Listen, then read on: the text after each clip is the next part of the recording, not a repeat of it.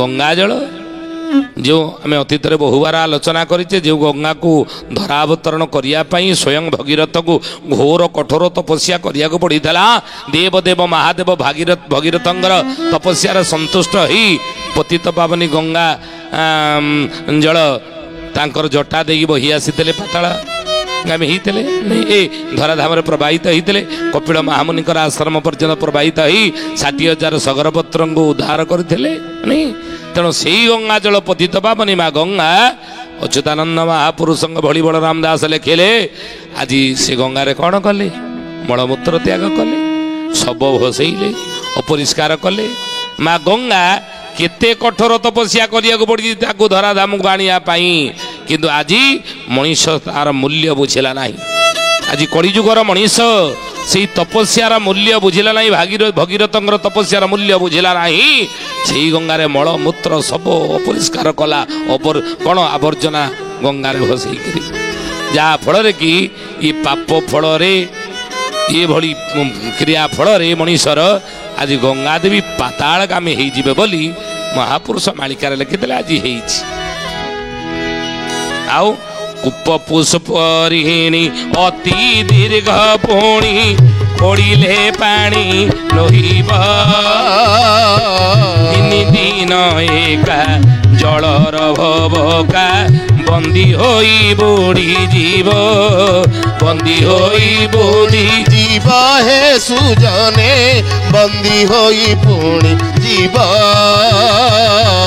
बंदी होई पुणी जीव हे सुजने बंदी होई पुणी जीव। कूप पुष्करिणी अति दीर्घ पुणी खोड़िले पानी नहिब। अतीत को जदि जीवा देखो मालिका केते सत बारंबार आम कहूँ मालिका वचन न होइबा 600 वर्ष तले लेखा होता आज सत ही आज जदि 50-60 वर्ष तल को जीवा टे कौटी माटी खोलदे पानी पाई जाऊे नहीं पानी भूपृष्ठर कौन जो खोलुले माटी खोलुले कूओ खोलुले पुष्करणी पोखरी खोलुले कि बांफी खोलुले अल्प कम खोलिला पानी मिली जाऊला जलस्तर पड़ूला कि ये भूतत्व माने भूतत्वविद माने आज सर्वेक्षण कर देखिले भूपृष्ठर जल धीरे धीरे धीरे धीरे निम्नगामी होउछि। कौन मिछ वर्तमान परिस्थिति कथा आपन कहूँ मालिका भविष्यवाणी करते 600 वर्ष तले से ए परिस्थिति नथिला किंतु ई परिस्थिति आसीब दिने बोली जहाँ लिखाई आज होली महापुरुष अच्युतानंद जी की ज्ञानी गुणी मंडली सुथी जानी आज मालिका वचन आलोचन आलोचना करुचे कौन ना अच्युतानंद महापुरुष मालिकार लिखिछंदी जे पतित पावनी माँ गंगा दिने पातालगामी होइजिवे आउ धराधाम प्रवाहित हेबे नाही केबे आउ काहींकि हेबे ई विषय में आलोचना करुचे मालिकार विषय कौन लिखा अछि। तेणु आलोचना करुले आज भूपृष्ठर जलस्तर आज निम्न अच्युतानंद एमिति भी लिखिछंदी बामे अस्तु नेत्र दक्षिणे त्रिगुण को खंजिबु कुश हेब नदी सकल राम निश्चय देखिबु पंकिड़ जे वृष्टि होइब पंक फाटी न जीव बिंदु न पड़िब महीरे 3 बरस जीव जलर अभाव पड़िब दिन को दिन जलर कषण होइब जे पक्षी शुण ए पक्षीराज दिन को दिन जलर कषण हब नहीं आ जलर कषण मध्य आज होउछि लोक माने जल आगु पाइबे नहीं आम आलोचना करथिले कौन ना मुंदे पानी सपन हेब लक्षे टंका देले बाबू लक्षे टंका देले कथा निहत हेब रामचंद्र भले बाबू रामचंद्र भले कले मुंदे पानी स्वप्न हेब लक्षे टंका देले आज यदि भूतत्वविद माने सर्वेक्षण कर जानिले जे भूपृष्ठर जल धीरे धीरे धीरे धीरे धीरे धीरे तलुकु तलुकु तलुकु तलुकु आज खसी जाउछि पुष्करणी कूओ बांफी खोलिले गोटे ट्यूबवेल खोलिले आपण आगु सहजे जल पाइबे नाही कहीं ना जल संकट देखा देव आगु ତେଣୁ ଜଳ ସଙ୍କଟ ଯଦି ଦେଖାଦେବ ବୋଲି ଲେଖା ଅଛି, ସେତେବେଳେ ଅଚ୍ୟୁତାନନ୍ଦ ଦେଖିଲେ 1,00,000 ଟଙ୍କା ଦେଲେ ମୁନ୍ଦେ ପାଣି ସ୍ୱପ୍ନ ହେବା ପର୍ଯ୍ୟନ୍ତ ଅପେକ୍ଷା କର, ଏଭଳି ପରିସ୍ଥିତି ଆସିବ। ତେଣୁ ସେଇଥିପାଇଁ ମହାପୁରୁଷ କହିଲେ ଯେ କୂପ ପୁଷ୍କରିଣୀ ଅତି ଦୀର୍ଘ, ପୁଣି ଖୋଳିଲେ ପାଣି ନହିବ। 3 ଦିନ ଏକା ଜଳର ଭୋକା ବନ୍ଦୀ ହୋଇ ବୁଝିଯିବ। ବୁଝିଲେ, ଏ କଥା ମାଳିକାରେ ଲେଖା ଅଛି। ନଦୀରେ ଯେ ଜଳ ସବୁ ଶୁଖି ଯିବ, ଧାର ଛିଡ଼ି ହେବ ନେଳି। ଜନ ଗୋରୁ ମୀନ ଜନ୍ତୁ ଆଦି ମାନ ସମସ୍ତେ ହେବେ ବିକଳି। ସମସ୍ତେ ହେବେ ବିକଳି, ହେ ସୁଜନେ ସମସ୍ତେ ହେବେ ବିକଳି।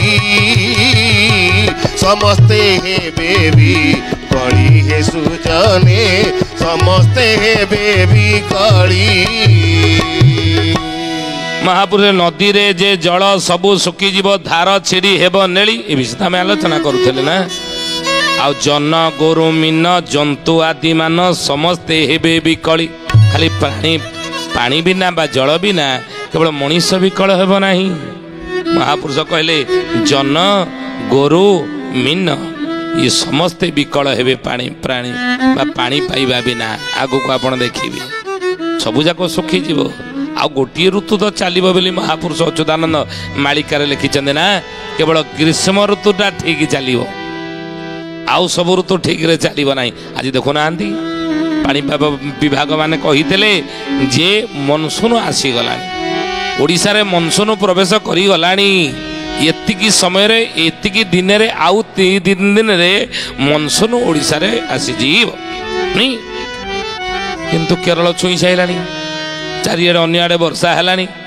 କାହିଁ ଦେଖନ୍ତୁ, ଯାହା ପାଣିପାଗ ବିଭାଗ ମାନେ ଫୋରକାଷ୍ଟ କରିଥିଲେ ତାହା ସତ ହେଇଛି କି? ତାହା ସତ ହେଇଛି? କାହିଁ ବର୍ଷା ହଉନି? ମହାପୁରୁଷ ତ ଲେଖିଥିଲେ ବୈଜ୍ଞାନିକ ଯନ୍ତ୍ର ମାନ ଅଚଳ ହୋଇବ ବାବୁ ଅଚଳ ହୋଇବ। ହରିଙ୍କର ଚକ୍ର ଖାଲି ଘୋରଣା ଯେ ଥିବ ବାବୁ ଘୋରଣା ଯେ ଥିବ। କହିଲେ ବୈଜ୍ଞାନିକ ଯନ୍ତ୍ର ମାନ ଅଚଳ ହେଇଯିବ। ବୈଜ୍ଞାନିକ ଯନ୍ତ୍ର ଏଇ ଦେଖୁନାହାନ୍ତି, ଯାହା ଦେଖିଥିଲେ ଆସିଯିବ, ଅଚଳ କାମ କରୁନି, ଭୁଲ ହେଇଯାଉଛି। ଖଡ଼ିକାର ଖଡ଼ି ବଣା ହୋଇଯିବ, ତିଥି ଲଗ୍ନ ନ ମିଳିବ। ଖଡ଼ିକାର ମାନେ ଗଣନାକାରୀ ମାନେ ଗଣନା କରି ଯଦି କହିଥିବେ ନାହିଁ ବର୍ଷା ଏତିକି ଦିନ ଭିତରେ ହବ, ହବନି, ସେ ବଣା ହେଇଯିବେ। ଏଇଭଳି ପରିସ୍ଥିତି ଆସିବ ବୋଲି ମହାପୁରୁଷ ଲେଖିଥିଲେ। ଆଜି ହେଇଛି, ଋତୁଚକ୍ର ପରିବର୍ତ୍ତନ ହେଇଛି। ପାପ ଫଳରେ ମନୁଷ୍ୟର ପାପ ଫଳରେ ତାହା ହେଇଛି, ତାହା ଏଇ ସମୟରେ ହେବ ବୋଲି ଯାହା ମହାପୁରୁଷ କହିଥିଲେ ଦେଖନ୍ତୁ ଆଜି ଘଟିଲା। ତେଣୁ ହେଇ ଜ୍ଞାନୀ ଗୁଣୀ ମଣ୍ଡଳୀ ସୁଧୀଜନେ, ଆଜି ତ ସମୟ ହେଇଛି, ଆସନ୍ତୁ ବାଣୀକି ବିରାମ ଦେବା।